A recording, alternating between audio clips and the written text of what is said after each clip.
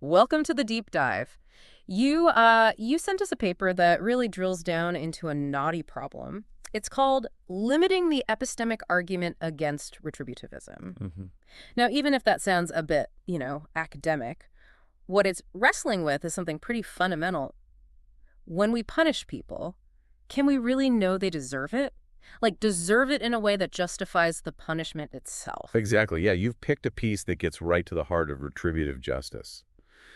As the paper clarifies, at its core, retributivism is this idea that punishment is warranted simply because the offender deserves it. Right. It stands apart from justifications like, say, deterring future crime or rehabilitating people. The focus is squarely on, well, their culpability for the wrongdoing. Okay, so it hinges on this idea of desert. The paper kind of breaks this down into like a three-part picture. Yeah. You've got the person who deserves something, the offender. Then there's what they deserve, the punishment, the desert object, as the paper calls it. Right, the object. And finally, the reason why they deserve it, the criminal act. But it's not just any bad act, is it? It has to be unjustified, unexcused, and crucially, they have to be morally responsible for it. That's key. And this desert object, the punishment that's intentionally inflicted by other people, not something they just bring on themselves, like falling over. Precisely. And that concept you mentioned, moral responsibility, that is absolutely key here. The paper brings up this idea of basic desert. Basic desert, okay. Think of it this way. Yeah. If someone understands that an action is morally wrong and chooses to do it anyway, they deserve blame or punishment, right? And they'll experience that negatively. Conversely, someone who knowingly does something morally good deserves praise or reward that feels positive. And this is simply because they acted with that moral awareness, that sensitivity. Which leads us straight to the central puzzle this paper grapples with, the epistemic argument against retributivism. Now, epistemic, that's just a fancy way of talking about knowledge, right? What we can know. Exactly. Now, so what's this argument claiming? It's questioning whether we can genuinely know if someone acted with enough free will to actually deserve punishment in the first place. Is that it? that's it, exactly. The argument, particularly when it's aimed at what the paper calls traditional harsh retributivism, suggests it's, well, prima facie morally wrong to inflict penal harm, unless we can be sure. Sure, how? Sure, beyond a reasonable doubt. Not just that the person committed the crime, but also that they did it through an exercise of free will. The paper really emphasizes that this moral responsibility, that basic desert idea we just talked about, it hangs on this exercise of free will. And this traditional harsh retributivism, wow, it paints a pretty stark picture, doesn't it? It does. The paper outlines it as a system where, serious crimes get hit with severe punishments, often long prison sentences, really focused on inflicting harm, on suffering. Yes, punitive intent. Rather than focusing on rehabilitation. And the belief underneath it all is that there's some kind of intrinsic good in harming someone if they deserve it. Like, it's good in and of itself. That's a really crucial distinction. This idea that deserved suffering is somehow inherently good, that's a hallmark of traditional harsh retributivism. Okay. And it's precisely this aspect that the epistemic argument really challenges. The argument basically says, look, we demand a super high standard of proof from the state beyond a reasonable doubt, or barred. Right, the barred standard. When establishing guilt for a crime.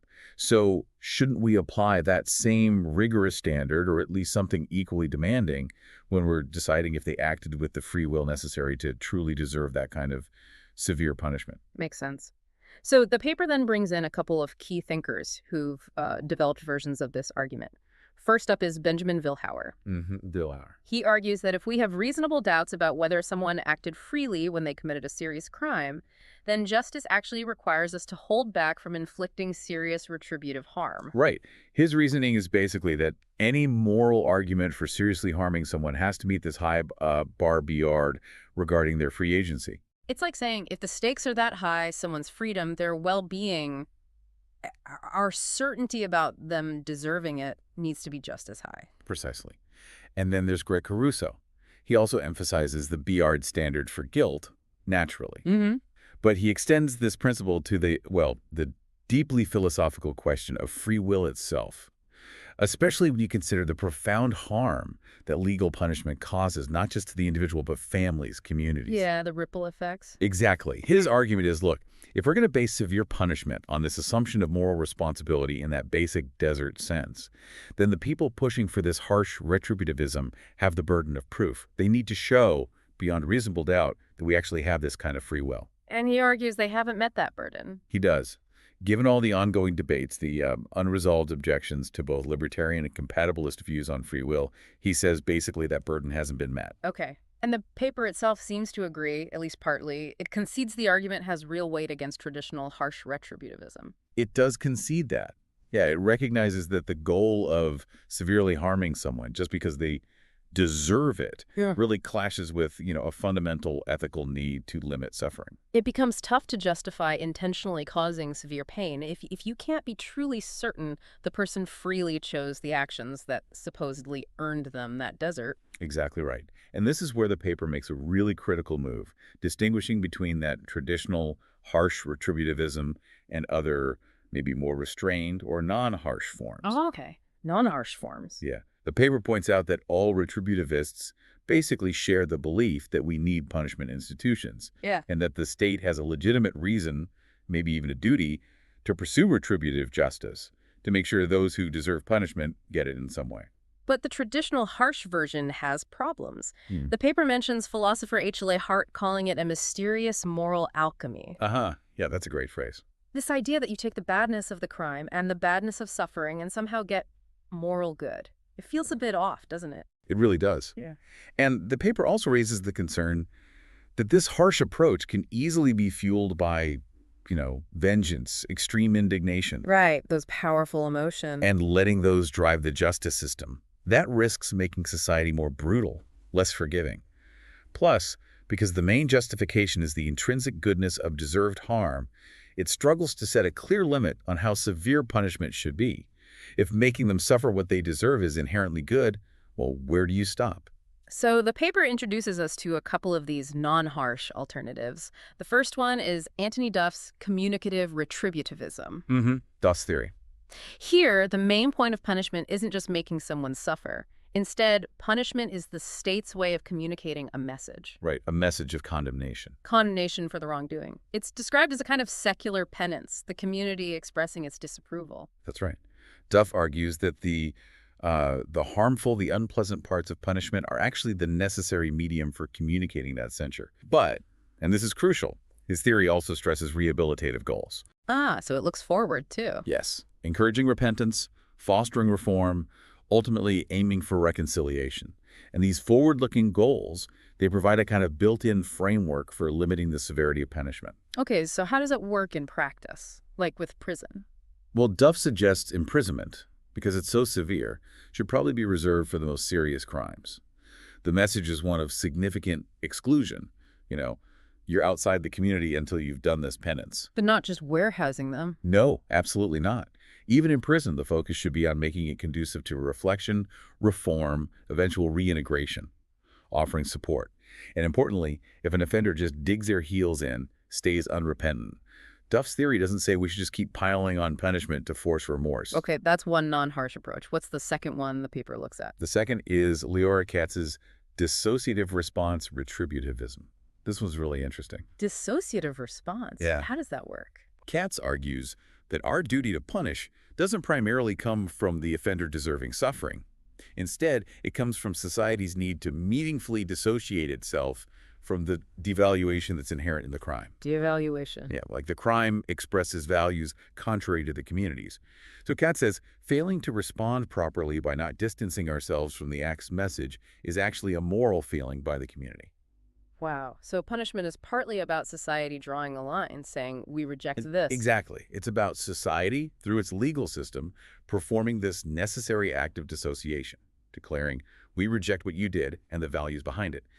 But Katz also emphasizes this response still acknowledges the wrongdoer as a moral agent. Even while condemning them. Yes. We're Right. still recognizing them as part of our moral community, just one who's seriously broken its rules. Okay. And does this view have limits on punishment, too? Absolutely. And this is key.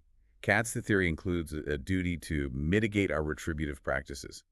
We should always be looking for less harmful ways to achieve that meaningful dissociation. So the severity isn't fixed. Right. It becomes, to some extent, socially contingent. What one society needs to do to express dissociation might be different from another. Maybe in a very different world, just a formal condemnation would be enough. This built-in flexibility pushes towards less harsh, more humane punishment. Okay, so we have traditional harsh retributivism and then these non-harsh forms like communicative and dissociative. Now, how does this distinction affect the epistemic argument about free will? Well, this is the core of the paper's counterargument. It argues the epistemic argument's force is significantly weakened against these non-harsh forms.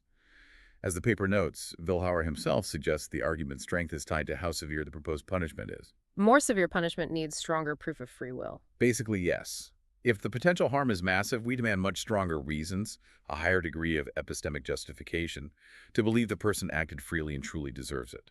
That feels intuitively right. The paper mentions concerns about vengeful emotions clouding judgment too, right? It does. Even prominent retributivists like Michael Moore acknowledge that our strong emotional reactions can sometimes distort our sense of what someone truly deserves, especially when thinking about severe punishment. So Vilhauer has this serious blame principle, Right. saying we only justify serious blame if we're sure beyond reasonable doubt the person acted freely. And he uses that thought experiment, the one about Skip. Yes, Skip and the brain implant. Yeah, so Skip has this implant. It could randomly make him commit terrible acts, completely bypassing his own choices. Mm-hmm. If he commits a murder, and we just don't know, was it him or was it the implant? Vilhauer says subjecting him to severe retributive punishment feels deeply wrong. That uncertainty makes it morally questionable. Exactly. That uncertainty is the sticking point for harsh punishment. But then the paper flips it. It introduces the non-serious blame principle. Okay, what's that? It suggests that for less severe blame or milder punishments, we might be justified even if the likelihood of free action isn't, say, demonstrably over 50%. So a lower bar for less serious consequences. Kind of. And it revisits Skip. But this time, imagine Skip faces Duff's communicative, non-harsh punishment, focused on condemnation, encouraging repentance, aiming for reform. Still with the uncertainty about the implant. Still with the uncertainty. But if Skip vividly remembers committing the murder, and he seems to understand why it was wrong, the paper argues it's not immediately obvious that he should see this non-harsh communicative punishment as morally unacceptable. Even with the doubt about free will. Even with the doubt. This leads to what the paper calls the non-harsh retributive punishment principle, or NHRP. Okay, let's break that down. NHRP. It basically says imposing non-harsh retributive punishment for a serious crime isn't automatically wrong if Nike, 1, guilt for the crime itself is established beyond. Okay, guilt is proven. 2, the likelihood of free will is unknown, crucially, not proven to be less than 50%. We just don't know for sure. Right, the uncertainty remains. And 3, not punishing at all would somehow float a strong moral reason, like the need to dissociate or communicate condemnation, while still treating the offender as an end, not just a means. The paper argues this NHRP seems plausible, especially for someone like Skip who remembers the act. It contends it seems plausible, yeah. Yeah. Particularly when the offender acknowledges the wrongdoing, like in Skip's memory scenario. It contrasts this with, say, petty theft, where the intuitive pull of this argument might be weaker. Interesting. So the crucial insight is this. For non-harsh retributivism, dealing with serious crimes, maybe proving guilt beyond reasonable doubt is enough. We might not also need to resolve the whole free will debate to that same incredibly high standard. Ah, so there's an asymmetry. Exactly. The paper calls it a justificatory barred asymmetry. The standard for proving the act, guilt, is barred, but the standard for proving the metaphysical basis, free will, might not need to be barred specifically for these non-harsh responses. Got it. And the paper isn't trying to lay out all the specific punishments for every little crime, right? No, not at all. Its main goal really is to show how the epistemic argument, while powerful against that severe, maybe vengeance-tinged traditional retributivism, loses a lot of its punch when we look at these more limited non-harsh forms. Forms that focus on communication, dissociation, rehabilitation potential. Exactly. Forms that respect limits on suffering. It suggests maybe our deep philosophical anxieties about proving free will are less critical when we're talking about more moderate communicative punishments, even for serious offenses. So to sort of wrap this up for you listening, the key takeaway from this deep dive seems to be this. That epistemic argument, the challenge based on whether we can truly know someone acted freely, it poses a big problem for harsh, purely, they deserve to suffer kinds of punishment. Proving free will beyond reasonable doubt is, well, incredibly difficult. It really is. But that challenge doesn't necessarily knock down all forms of retributivism. When we look at these non-harsh versions, the ones focusing on communicating values, dissociating from the wrong, maybe helping the offender reform, all while keeping suffering limited. The need to prove free will to that same high-barred standard seems less urgent. Proving guilt barred is still essential, though. Absolutely. Guilt remains paramount. Yeah. But the free will question becomes less of a potential showstopper for justifying any response. And this raises a pretty significant point for you to think about. Okay, leave us with something to chew on. Given this possible asymmetry needing bide for guilt, but maybe not for free will in non-harsh cases, what could that mean for our actual justice systems? If we could justify non-harsh responses to serious crimes without definitively solving the free will puzzle, how should that change our focus? Could it open the door more widely for rehabilitative approaches, even for very serious offenses? And what would that look like in practice? How do we do that while still taking the wrongdoing, the victims, and societal condemnation seriously? It's complex, definitely food for thought.